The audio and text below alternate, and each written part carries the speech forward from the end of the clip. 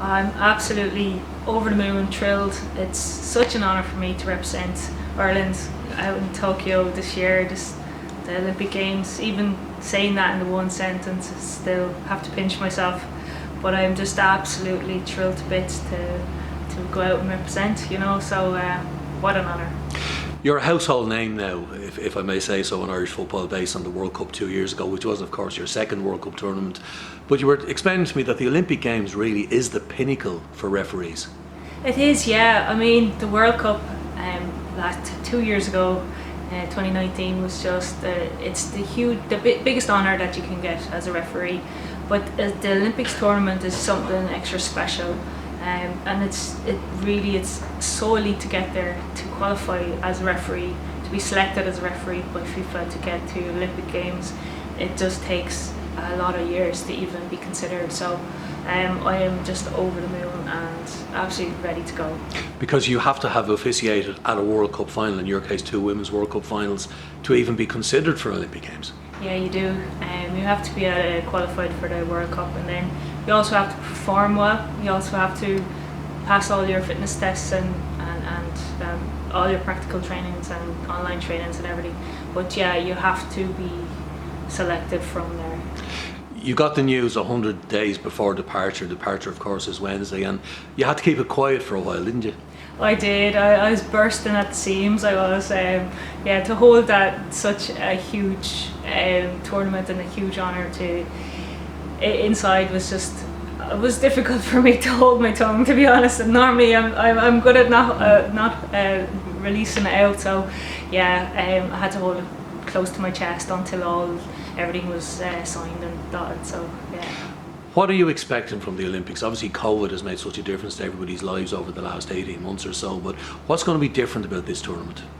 To be honest, the very first thing I'm expecting is just the pure sense of hope, and to bring so much joy to people first and foremost, and on the other side then to get into the tournament and to just get in and do our job. And yes, there's a lot of COVID guidelines around it, but to be in a bubble, to go in, to provide the matches, to officiate the matches for everyone to watch at home, is really what I want to do. Just get in, perform to the best of my ability, to work towards the final match as much as possible as I can, and just to get in and enjoy it as well.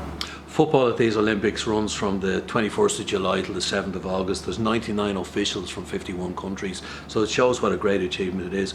But so much for you has kicked on since that 2019 Women's World Cup, hasn't it? I mean, and for female referees. It has, yeah. Just after the final of the Women's World Cup in France, we went to actually Wembley Stadium, and we had England against Germany in a friendly game, the same team with Stephanie and Manuela. And there was actually a huge promotion around that, and there was 77,768 spectators in Wembley for a friendly game, and that was huge for women in football, and to be selected to officiate there. And then from then on we went to the UEFA Super Cup final, Liverpool against Chelsea, which made history there because we were the first females, a trio, to actually officiate in a major men's final. So that was huge history making.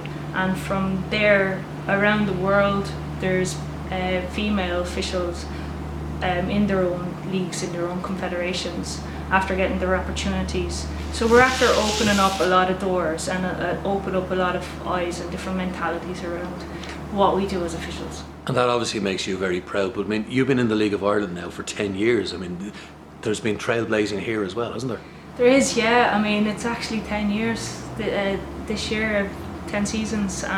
So, yeah, when I got my break in the League of Ireland, I remember saying, yeah, I have to stay here and really push myself. And from then on, to open up doors for other female officials to come through, because there was a few females before me that opened up the doors for me. So yeah, it's a sense of, well, you know what, let me push through more barriers, break down more barriers for women in sport, and to open up the eyes of people and spectators, and to show that, look, if we're doing the job just as much. And to go forward then to represent UEFA and then FIFA is an absolutely huge honour as for any official. But going back to the League of Ireland, it's huge to get into officiation, the Airtricity League as well, and now we have the Women's National League. So there's so many opportunities and doors opened, and to be able to push through them and push them down, it feels weird to be the first for everything, but you know, someone has to do it. And sometimes I say to myself, well, if no one else is going to do it, I can do it. And that's just the attitude I have, just keep going. Yeah, so I would like to be pushed into the UEFA competitions with men, and to go into the men's football further afield.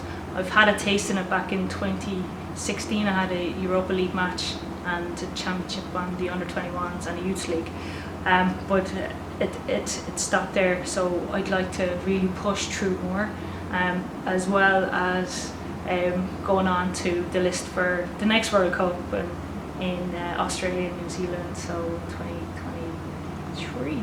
You have raised female referees onto another level.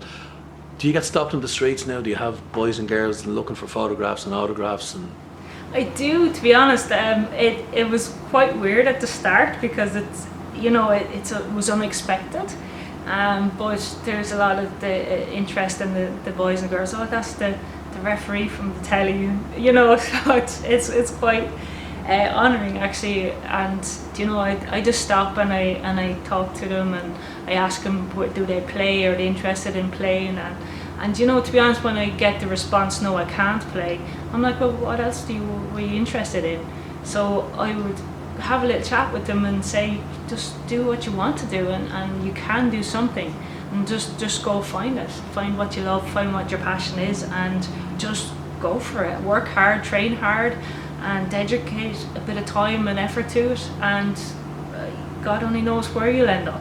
So yeah, I really do. I'd stop and have the time to talk. So. And there is fantastic opportunities now for referees, male and female, boys and girls. There's huge. I mean, we're crying out for more females to get involved and to stay involved, and there is so much more mentorship out there. There's more avenues, there's more courses, and there's a lot more protocols around it, and safety and everything. So there's so much more. I mean, you can just look at what I've done and what I've achieved. And you know, and if you want to one cup final in your local area, start. That's where I started. My first ever cup final was an under-10s match down in Wexford in schoolboys. So yeah, you can go on from there. So just start somewhere.